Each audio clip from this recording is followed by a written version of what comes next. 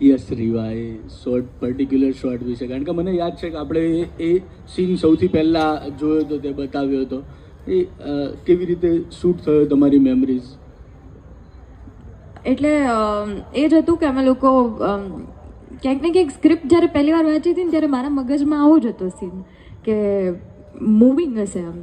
પણ પછી પહોંચ્યા ત્યારે અંકિતભાઈનો આઈડિયા, જો કે એ બી સરસ આઈડિયા હતો કે એક જ પેલી કિચનમાંથી લાઇટ પડતી હતી અને એમને એવું હતું કે અહીંયા બંને જણા આમ ઊભા છે અને વચ્ચે ખુશી છે અને સ્ટેટિક ઝઘડો એવું. પણ અનફોર્ચ્યુનેટલી ખુશીનો જે રોલ કરતી હતી એ નાની બાળકી છે, ડરી ગઈ, રિહર્સલ વખતે ડરી ગઈ.